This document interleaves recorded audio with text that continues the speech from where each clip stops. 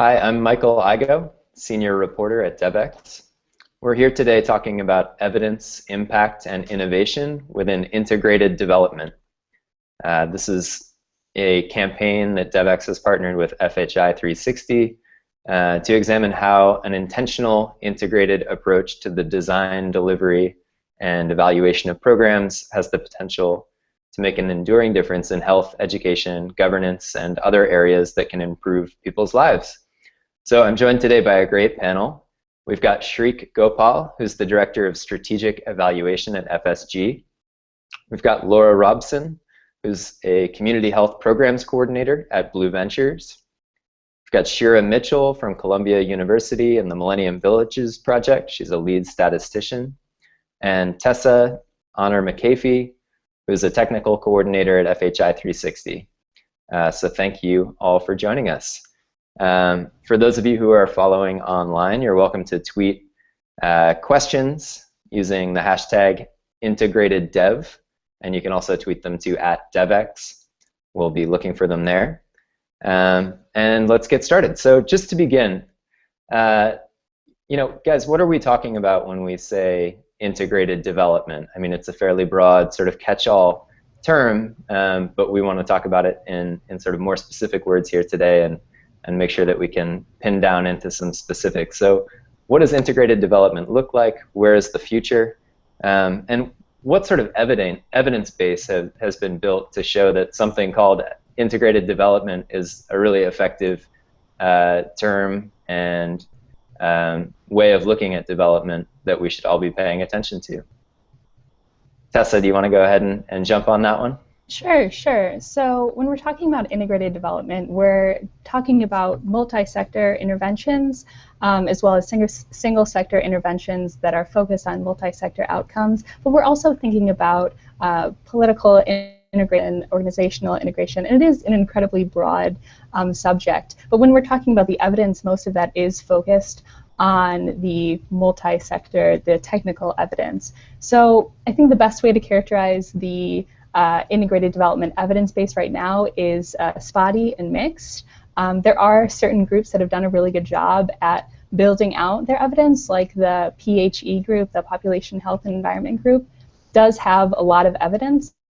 And there are other pockets of communities that have done that, but we need to do a better job broadly building out that rigorous evidence. I think one of the most important things to note is that these projects are being done. They're just not necessarily being rigorously evaluated in a way that looks at the integration. So we did an evidence review here that's in the process of being published that looked at impact evaluations that have been put together in the past decade. And in 2,600 impact evaluations, we found 500 projects that were integrated, but only 8 of the studies were designed in a way to look at the integrated aspects of these programs. So there is evidence in some areas, and there are these projects being done, but we need to do a better job at rigorously evaluating the integrated aspects of these programs. Great, thanks, Tessa. Anyone else want to jump in on this? I mean, how are you, in your own organizations thinking about the various components that establish something as integrated development, and then how are you looking at those programs to judge whether or not they're effective? Sure, I can jump in. So I'm Laura Robson. I work for Blue Ventures. We're a marine conservation organization, and we integrate reproductive health into our marine conservation and fisheries management work.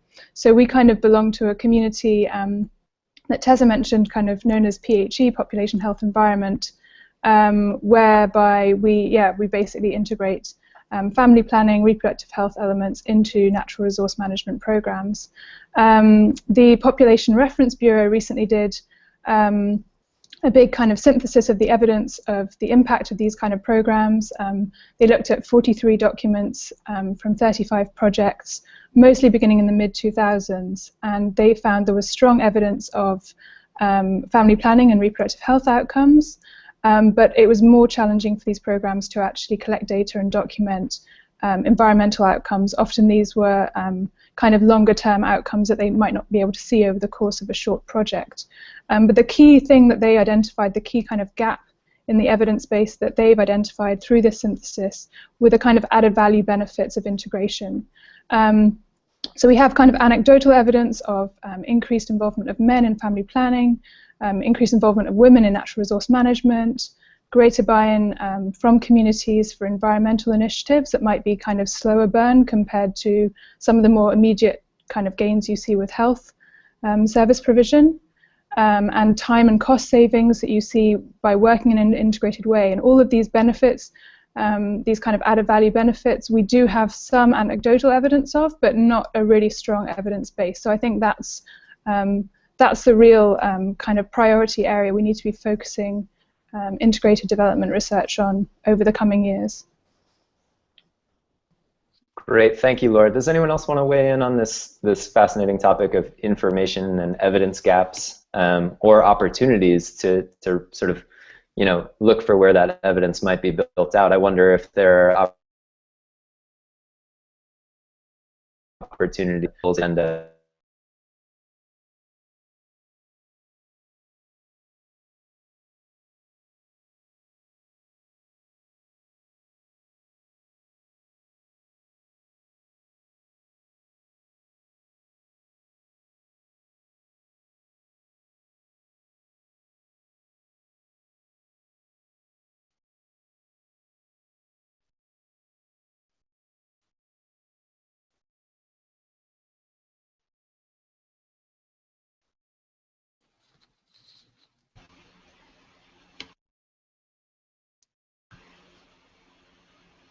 Sorry, I cut out. My connection cut out for a second. I'm not sure if I'm interrupting someone because of the delay, but no, you're perfect. Go ahead, Shira. We'd love to hear. Okay. I'm so sorry if I missed a chunk of time there. So I really liked what Tessa and Laura said about sort of trying to synthesize the information, because I think maybe the best way I could characterize the evidence base is that it's really dispersed across a variety of disciplines that don't tend to read each other's literatures very often. So I think that's maybe, I don't know, what I see as some of the biggest problem, and we need some way to accumulate evidence via anything from sort of literature reviews to sort of more formal things like meta-analyses and sort of building like big models with a lot of inputs from different disciplines. Yeah, and Michael, this is Srik. If I can jump in here, I think I would agree with all the other panelists. I think there's a couple of ways to think about evidence when it comes to integrated development. One is, as Shira said, thinking about related disciplines, right? I mean, integrated development fundamentally is about systems thinking, right? It's about the fact that there's a lot of connections, that programs aren't really just isolated, standalone. They're connected to everything around them. That it's about reconceiving, services around the core beneficiary. It's about taking into account the role of context. I mean, all of this fundamentally is systems thinking, and we've got over half a century of literature on systems thinking and systems thinking approaches. That's sort of one way to think about it. Another way to think about it is to look at other terms, right? And for instance, collective impact is a term we use quite often in the U.S. That's we don't call it integrated development, but essentially, FSD, we do a lot of work on the idea of collective impact, which fundamentally is the same concept of de-siloing services and coordinating activities to serve beneficiaries. And I would say over the last 5 years or so, we've increasingly seen evidence that collective impact is having an impact. I mean, just this week, we got news that the first ever successful social impact bond effort in the U.S. Is a collective impact effort in Salt Lake City. And the one before that actually didn't succeed was more of what you wouldn't call collective impact. It's sort of focusing on one nonprofit, a standalone providing services.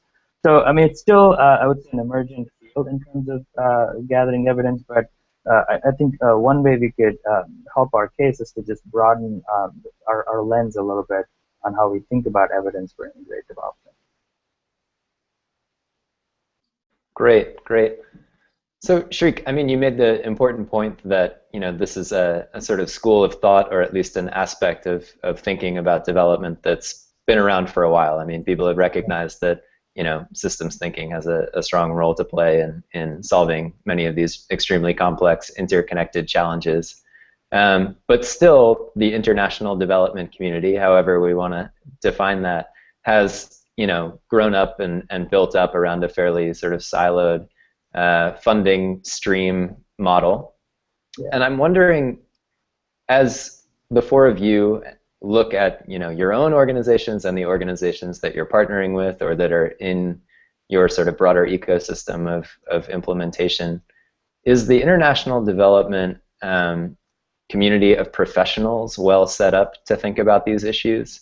In other words, is it possible for health sector specialists to be talking with education specialists as those two sectors are currently sort of defined and separated? Or do we need a new sort of class of integrated development professionals to take on these challenges? What do you guys think?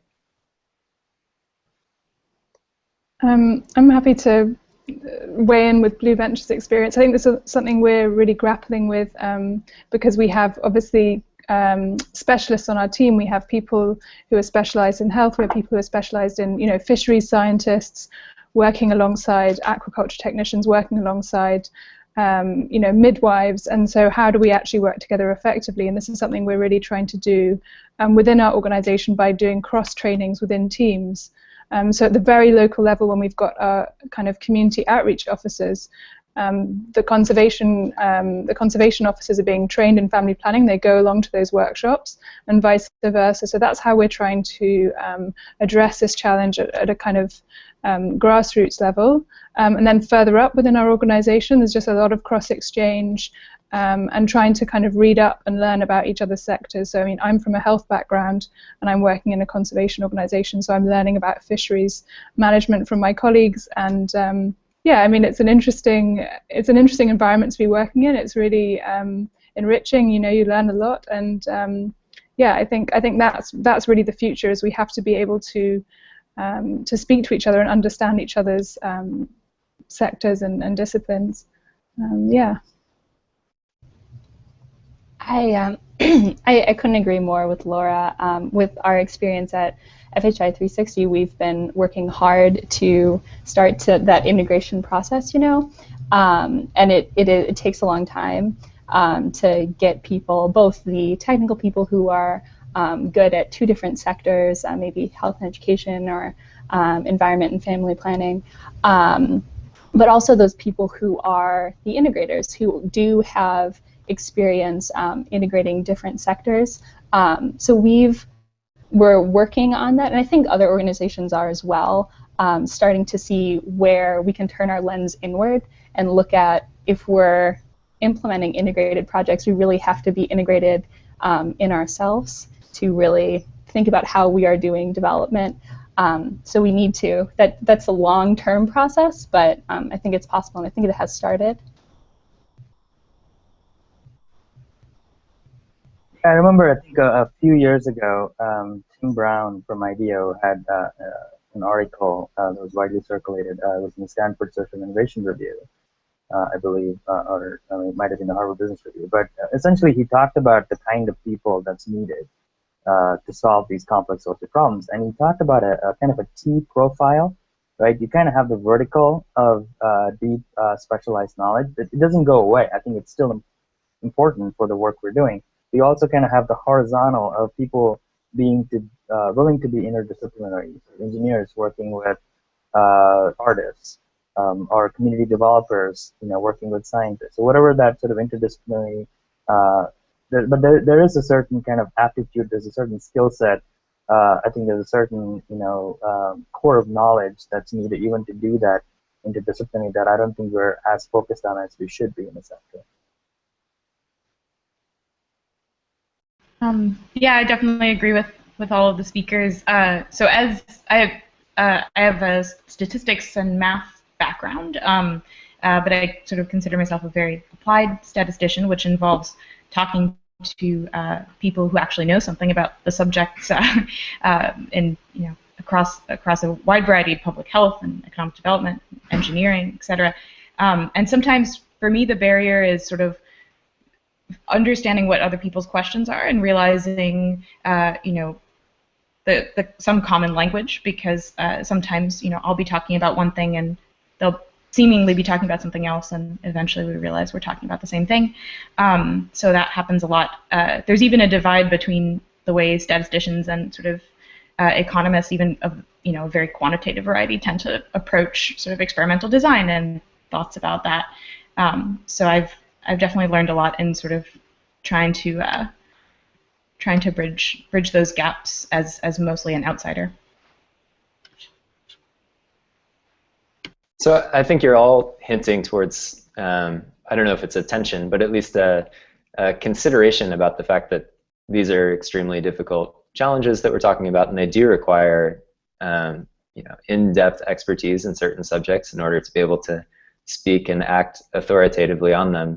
But at the same time, we're looking for these connections with other things. So there's a bit of a tension there between the long years of earned experience in one particular subject that really is necessary to get this stuff done, but then the ability to think more broadly as well. And with that in mind, it seems to me that there are situations where a more sort of streamlined, sectoral, dare I say, vertical approach to solving something is going to be the right one. And then there are situations where a truly integrated approach is the right one. How do you differentiate those situations from each other? What sort of evidence is helpful in being able to make those determinations? And are we able to make those determinations now, or is that where the evidence is really needed? I'm happy to jump in first there. I would ask fundamentally 3 questions. There are probably more questions, but 3 come to mind for me. One is how important is context in this initiative, right? I mean, if your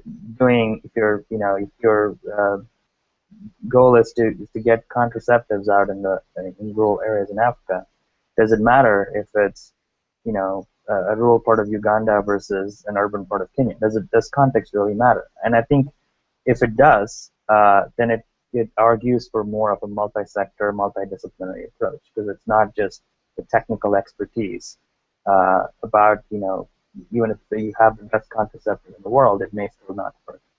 So context, I think, is one major question. The second question I would ask is, how isolatable, for lack of a better phrase, is your program or initiative, right? Does it live in a bubble where you can actually control how it's designed, delivered, and so on, or is it really connected to everything around it?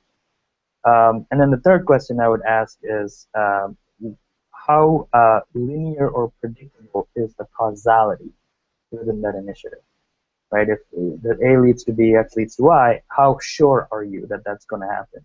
And if the answer to all these 3 questions is, maybe or no, I would say it argues more for an interdisciplinary approach. If the answers to all these questions is yes, first I would double check your answers, and then I would say, yeah, I mean, if that's truly the case, then yes, I think it calls for more of a traditional specialized approach. Yeah, no, I agree that sort of a lot of checking probably has to happen to make sure something doesn't require outside experts. I think it's very common when you're in a particular field to really only to have a kind of a narrow vision and to only see what you were trained to see, which is natural and makes sense. It's not, but so maybe one sort of insurance policy is to have at least sort of a handful of people from a variety of different disciplines. It doesn't have to be sort of a giant team from each discipline, but maybe one representative that could kind of tell you, hey, yeah, you're going to need to talk to a lot more, public health experts, or you're going to need to talk to a lot more people who know about this other thing. And I don't know, just to sort of, as an insurance policy, to make sure that you're not missing something because your expertise is particularly narrow. Yeah, I think adding on that, I think we need to remember that integrated development shouldn't be the goal evidence-based development should be the goal. So we need to develop more evidence rigorously so we know where integrated development is best practice and where those siloed focused approaches are best practice. And I think we can start in the places where we do already have that preliminary evidence, and we do have that, biological plausibility, it makes sense. But I think those are really excellent questions, and I think in most cases some form of integration does at least need to be evaluated. We need to give it that thought.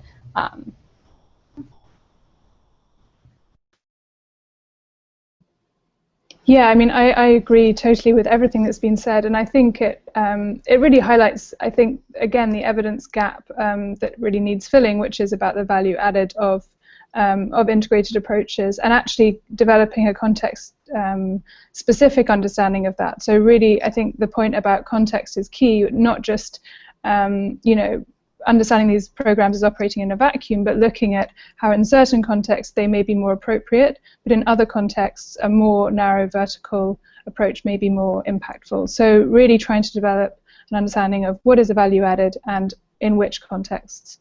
Yeah. Laura, I like your framing of thinking about the value add in, sort of layering on the integrated approach. And it strikes me that one sort of maybe helpful, maybe challenging way to think about this is, what is the value added by doing a more narrowly sectoral approach?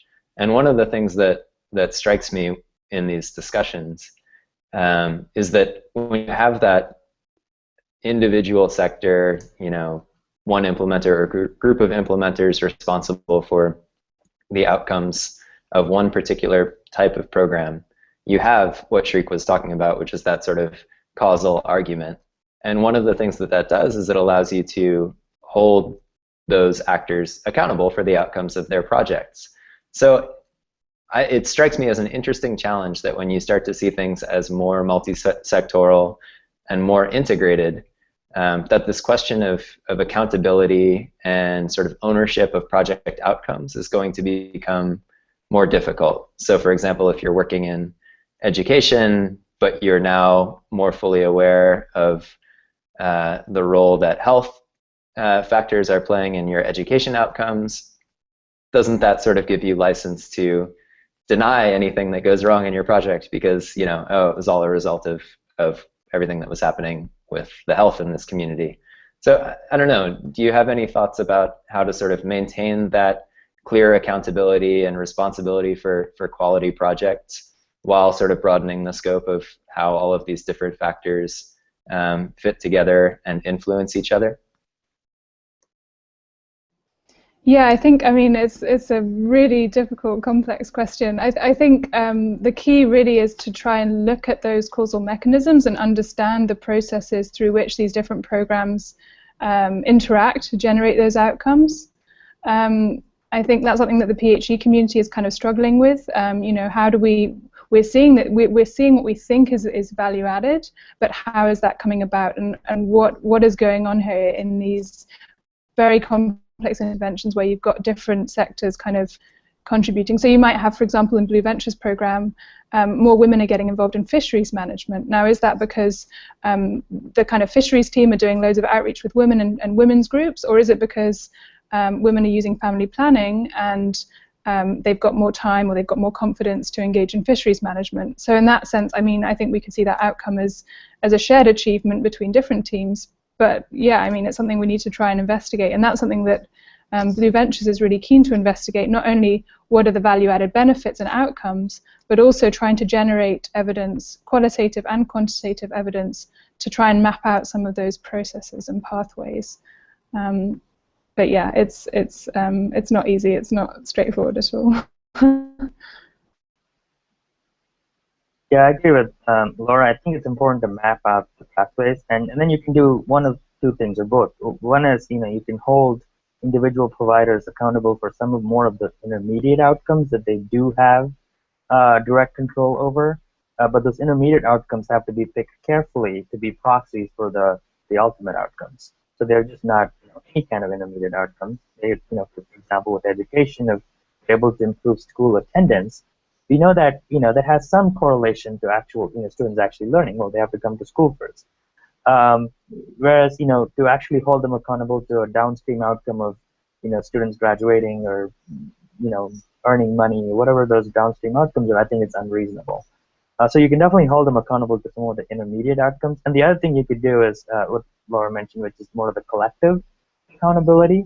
If the initiative is truly integrated, how can you structure accountability to be more collective rather than individual?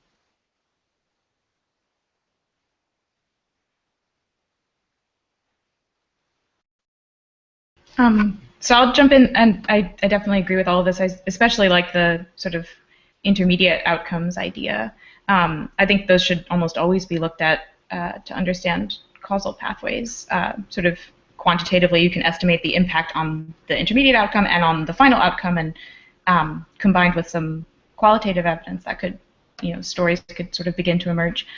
How I was trained sort of quantitatively to assess interactions between different programs or treatments is factorial design, right? So if you have A and B, treatments A and B, or just think about it as sectors A and B, you could have 4 groups, one group that gets no interventions, one that gets A only, one that gets B only, and one that gets both.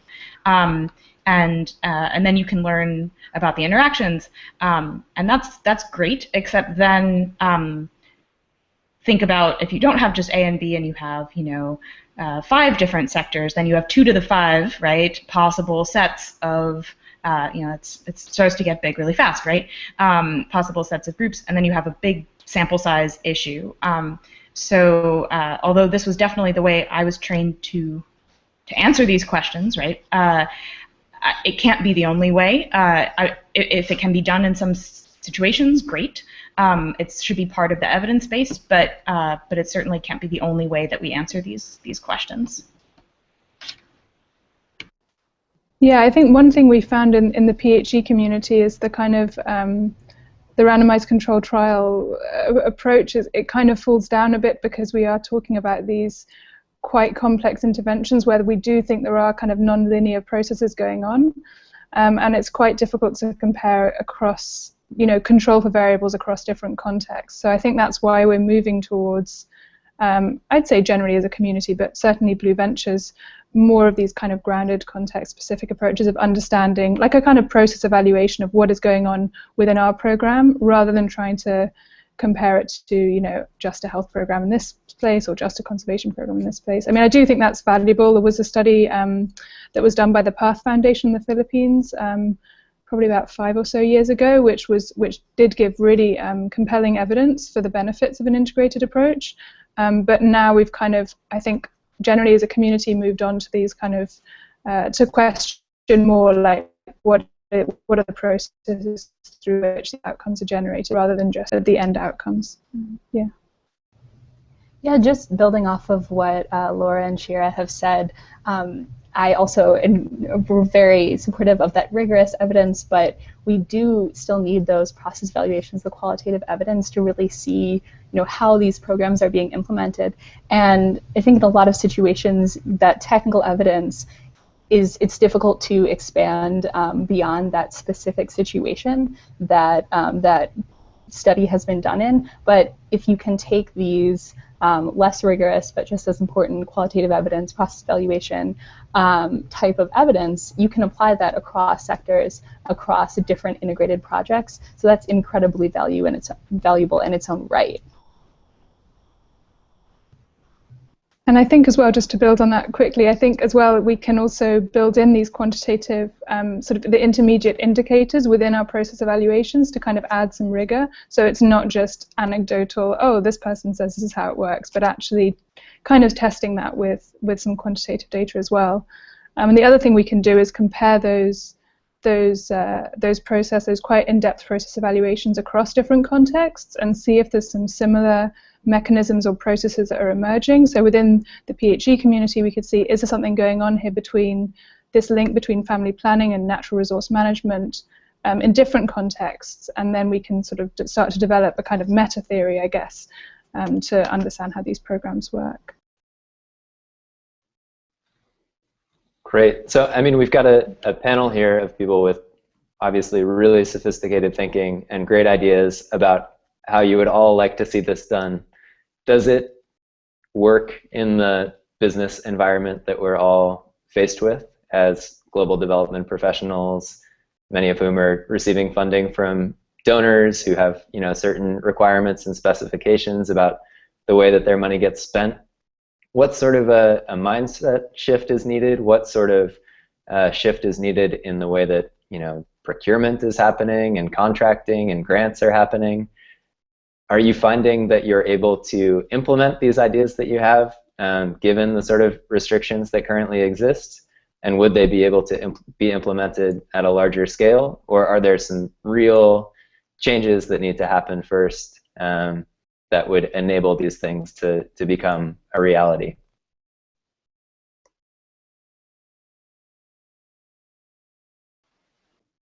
Well, I do think the road leads back to donors. I mean, if you think about, you know, sort of fundamentally, if you accept the premise that structure influences behavior, we have to change the structures that influence the way we behave in the sector, which right now tends to be more siloed, more in the vertical. And I do think the tide is shifting. I mean, I've seen evidence in, you know, recent RFPs and projects, more uptake, a gradual mindset shift among funders. And funders are in a unique position actually to incentivize multi-sector collaboration, right? I mean, nonprofits by themselves aren't going to say, oh, great, this is actually going to be wonderful for me to take the pain to go and collaborate with someone. That needs to be incentivized by funders. And you know, a recent client of mine, a large sort of national international funder, talks about a story where they published an RFP and they actually publicized the names of every organization the RFP was going to. There were about a dozen organizations that the RFP was going to. They publicized the names. And they said, you know what, we would actually value proposals that come from multiple ones of you. So I ended up having about, I think, 5 or 6 proposals, but each one of those dozen organizations was represented in those 5 or 6 proposals. Everybody basically collaborated because the foundation kind of, you know, set out the structure that's what's valued. So I do think, you know, fundamentally we have to think about, you know, what are the levers to push to change mindsets, behaviors of large foundations, of large multilaterals.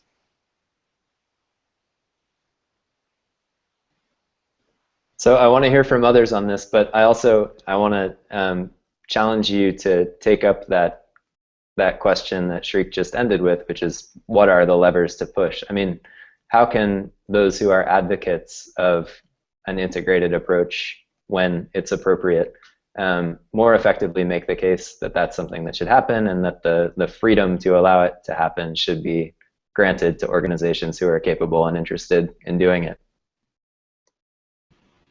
So I'll jump in and say that I think part of what's needed is better communication of whatever evidence we do have.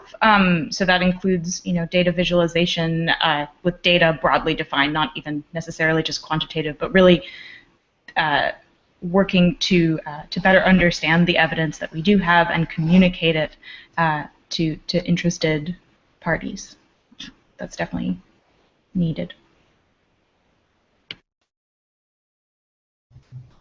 Yeah, I think just to add on that, communication has been something that we have grappled with, because integrated development is such a broad term, and it's like the question, does integrated development work? It's so broad that you can say yes and you can say no and you can be right in certain situations. So communicating what's going on both internally and externally is incredibly important. And I think doing a better job at, you know, turning that lens inward, again, like Srik was saying, and I mentioned earlier, just looking at our own structures.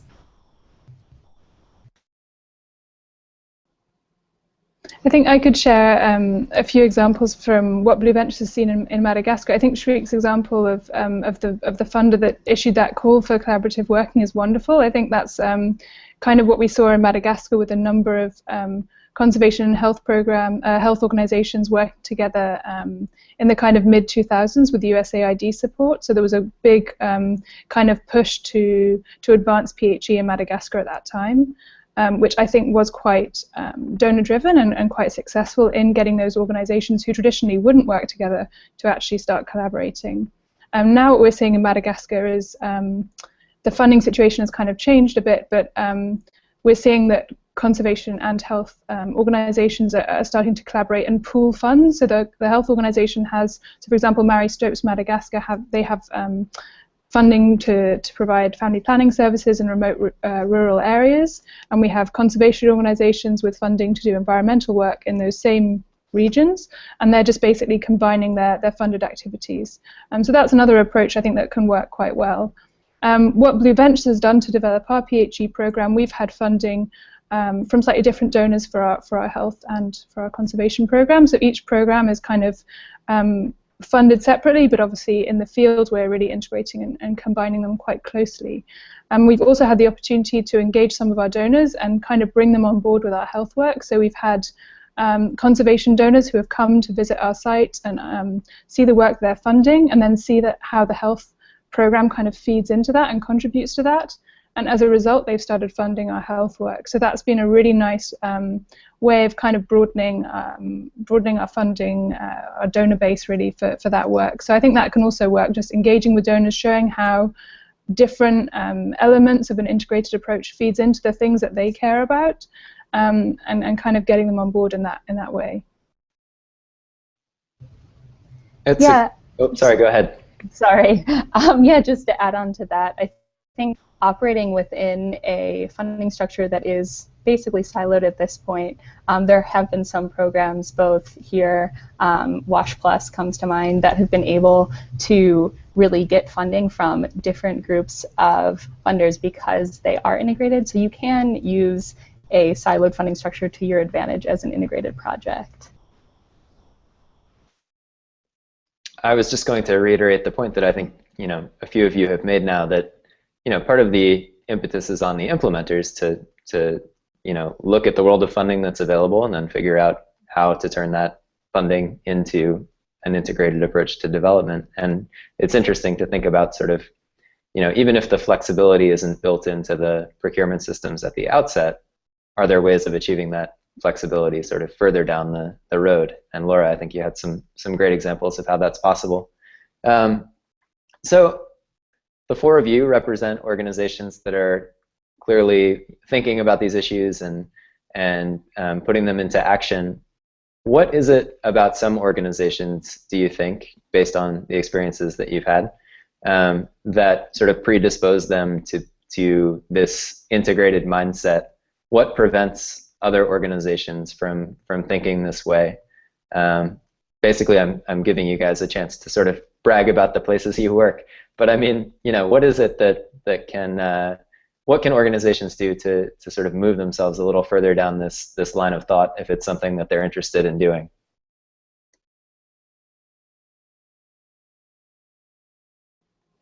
I think from Blue Ventures' perspective, the kind of our PHE journey really evolved as a result of listening to communities. So one of our organizational values is putting communities first and responding to their needs. And when we started working in Madagascar, we were a marine conservation organization, surveying coral reefs, looking at the state of coral reefs, and soon figured out, okay, we actually need to look at fisheries management, because fisheries are, this is the kind of lifeblood, economic lifeblood of local communities. And then as a result of engaging with them on fisheries management, they came to us and started talking about health needs. And so we ended up kind of developing this PHE program and becoming a PHE organization, not necessarily intentionally. So I think that's one thing is really, who are you accountable to? And if you're accountable to the communities you serve, then I think in most cases you will end up developing integrated programs, because they're not living their lives in silos. I mean, they're experiencing multiple challenges across sectors, and so if we take their needs and their reality as a starting point, I think that's when we start developing these integrated programs. I think the biggest thing that organizations can do is develop this discipline of reflective practice within themselves and continually ask the question, is what we're doing having an impact, having a social impact? If I think about FSG's journey over the last 15 years or so, we started off as foundation strategy group doing strategy consulting for foundations. And over time, we realized that, while strategy consulting is very successful in the business world, in the social sector, we needed to sort of widen our lens. We needed to think about multi-sector approaches. We needed to think about, putting the beneficiaries in the center. And, our work evolved to things like collective impact and systems change. And I think, but that came about, not by accident, but by continually asking ourselves, is what we're delivering for clients actually having an impact? And if you're asking that question, you can't not go to more systemic, more integrated approaches. Yeah, so just adding on to what both of you have said, and especially what Laura said, locally driven solutions have been a really integral part of where integrated development has started for us. Just asking what communities needed, and people aren't, like you said, people aren't living their lives in silos. Problems are complex, and so should the solutions be. I think we also took the approach that we do have a lot of different experts from different fields here, and we needed to really start thinking about how to get those people to be working together, and think about what experts we could use as a jumping off point, what expertise we could use as a jumping off point. So thinking about gender or youth or technology as these cross-cutting themes, when you come into it with that mindset, you can start to think about communities broadly instead of just single sector problems.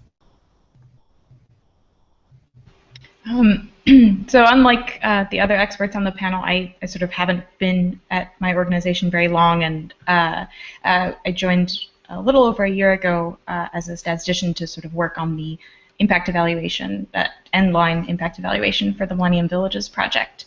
But my understanding of the project is that when it was founded a little over 10 years ago, it was with the goal of achieving the Millennium Development Goals, which were a broad set of goals. So it was sort of from the very beginning designed to address all of these issues, because as you all have mentioned, a community doesn't have only one specific need at a time conveniently aligned with a particular project. It's it's messy, and there's a lot of needs that are sometimes complementary and sometimes maybe the opposite of that. So that's my understanding of the Millennium Villages project, but this is certainly not my particular area of expertise.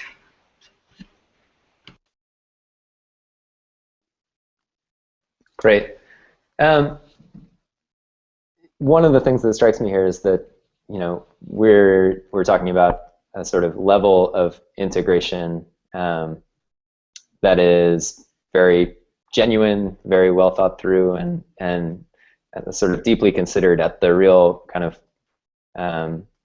project planning stage. Do any of you have concerns that people might sort of say they're doing integration, but in fact they're just sort of doing a health program and doing an environmental program, and they're somewhere in the same vicinity? How do you determine, or how do you differentiate between sort of what you would all consider, a really integrated approach and just sort of paying lip service to that? I suspect that it has something to do with the research that you're building into it, and to the way that these processes are sort of built into the way that an organization thinks about its programs. But I'd be curious to know, I mean, if members of our audience here are looking around and wondering, do we already do integration? I mean, what are some of the things that you would point to say, this is what it looks like to really take this seriously, and this not so much? I think I can start here. This is definitely a conversation we have had many times on where's that line between doing two separate programs in the same community and doing integrated development. And I think there's a lot of different things that you can use to draw that line. A couple of the things that come to mind for me are getting those people in the same room, being implemented by the same people. One of the examples for integrated development that we use is as a way to, like, as a platform basically to access different communities. So integrating health interventions into the education sector is a good, like, basic example of that. And that's getting people who are working in the education sector and working in the health sector to work together on a single outcome, right? So it's a complicated question to answer, and it's a little case by case. But I think you just need to start thinking about how these people are working together and integrating all the different things that they are doing in indicators and outcomes, and how they're evaluating not just the population. I would just say, I mean, there's a spectrum of collaboration that could exist, right? I mean, from coexisting to cooperating to really truly collaborating. And one way we've thought about this, again, going back to the notion of collective impact, which I think is really truly an integrated approach, is to think about some basic elements that need to be present. And we've written a lot about the 5 elements of collective impact. It's not rocket science, but is there a common agenda, right? Is there a backbone organization that's kind of coordinating the various parties? Are the activities of the different parties mutually reinforcing, right? Mutually reinforcing activities. Is there continuous and constant communication going on? Is there a shared measurement system that actually, looks at the right outcomes and indicators, and it's transparent across the different parties and sectors? So there are some ways to think about, again, how do you ratchet up that level of collaboration from merely coexisting or cooperating to true authentic collaboration.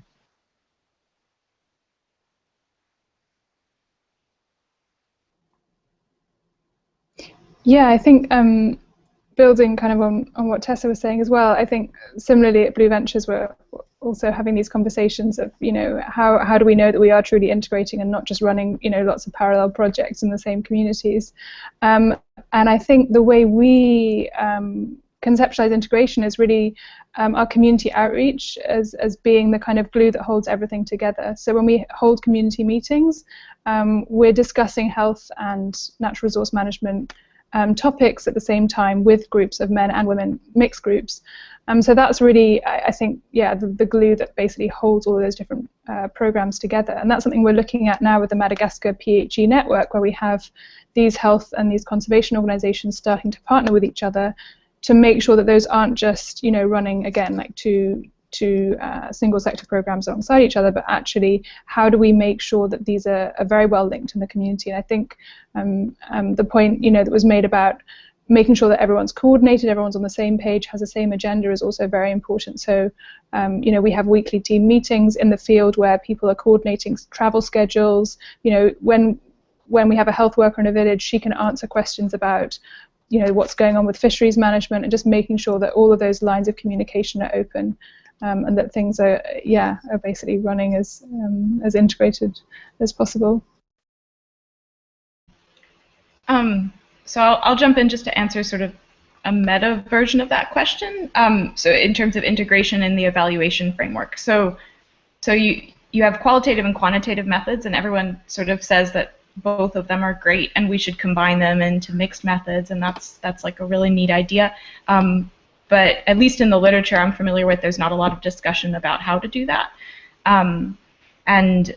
I've seen some really interesting work by McCart and Humphreys sort of looking at ways to build qualitative clues into quantitative Bayesian models and kind of really in a formal mathematical way integrate these things, which I think is pretty neat. But that's right now what I'm struggling with, is integrating the qualitative and quantitative evidence.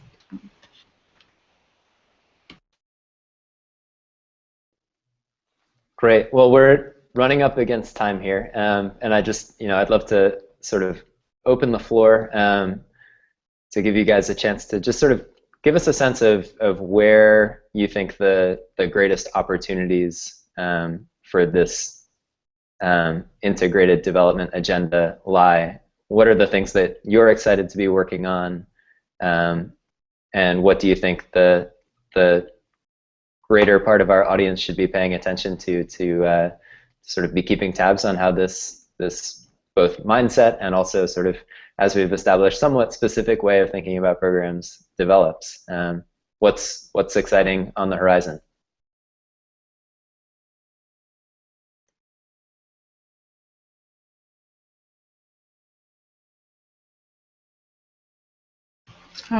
I guess I'll just jump in first. On the methods side, I think there needs to be. I think everyone's talked a little bit about sort of external validity issues. Like if you figure out what works in one context, how do you decide what will work somewhere else?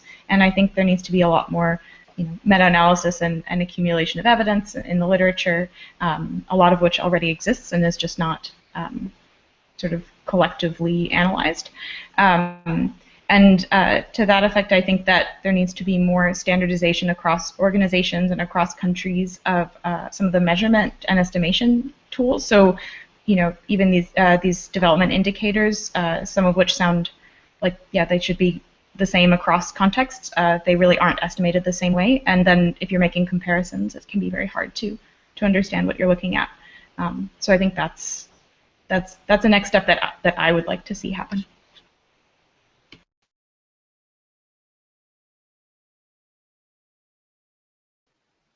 Well, I just think there's an increasing realization that to really solve these chronic social issues, whether it be poverty, inequity, education, health, we need a different approach. We need an interdisciplinary approach. We need an integrated approach. But I think the exciting thing is that, as I mentioned earlier, I think the tide is turning. Just in the past year or so, 3 large U.S.-based foundations, Ford, MacArthur, Robert Wood Johnson, have really put their stake in the ground around, that we are about systems change, that we are about, taking a multidisciplinary, for example, Robert Wood Johnson talks about the social determinants of health. That health is not an isolated issue. It relates to all these other social determinants. Ford talks about how, poverty and inequity, to really solve it, we need to take a sort of much more of a wide-angle lens. Kellogg has been talking about. So these are, again, large U.S. funders that have the wherewithal and the sort of mouthpiece that the world would listen to. So I do think it's exciting to hear this shift, at least in verbiage for now. I think action would likely follow, but just to see this level of awareness and dialogue is exciting.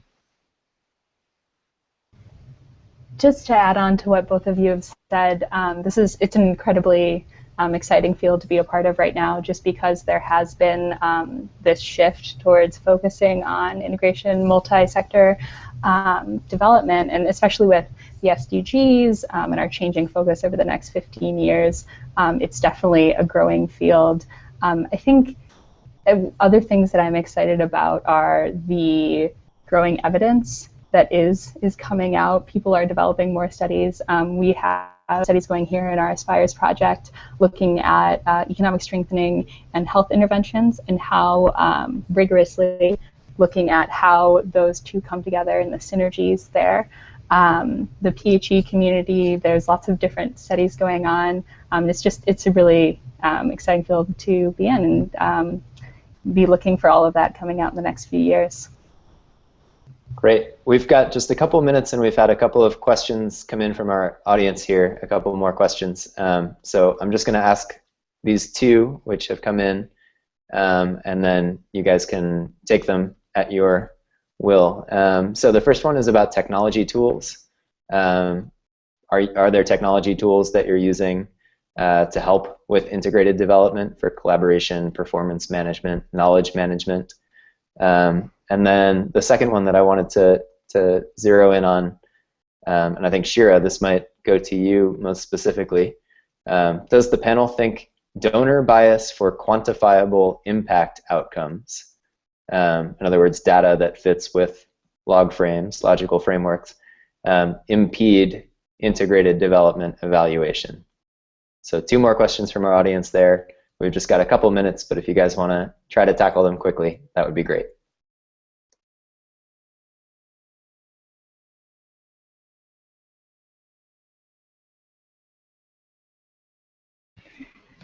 So I guess there seems to be, in terms of the sort of quantitative, I do think that there is a quantitative bias.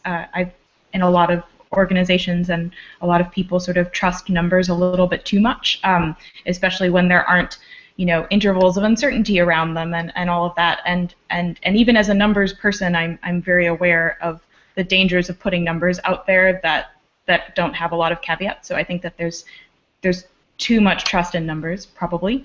And then I think in terms of sort of evidence around if one does want to go the quantitative route, and like I'm leading at the Millennium Villages project, one aspect of the evaluation is an impact evaluation, so looking at quantitative impact on a variety of development outcomes. I think there's some misunderstanding around whether that can be done with an integrated project. Like, can you evaluate a project that is complicated and changing over time and such? And the answer is yes. You just, the treatment in that case gets defined as whatever was done, that complex set of interventions.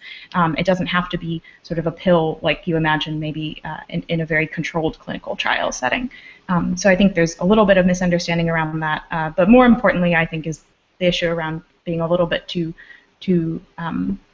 numbers focused, and this is coming from someone who is a numbers person, or at least not skeptical enough about the numbers and what they're telling you. And yeah, so I'll end on that slightly cynical note.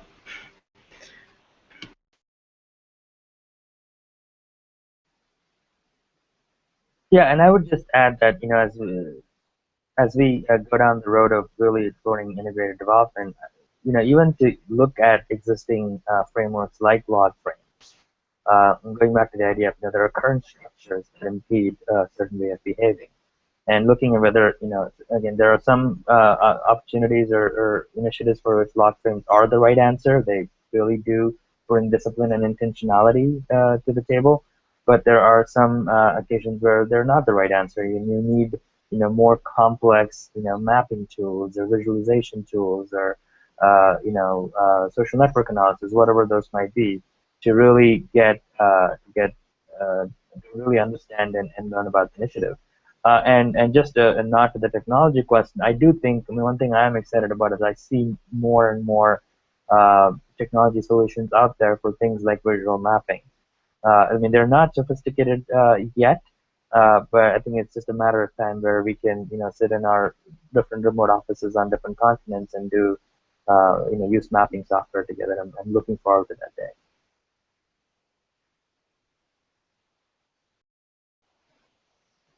Great. Well, unless anyone else wants to weigh in quickly, now's your final chance. Great.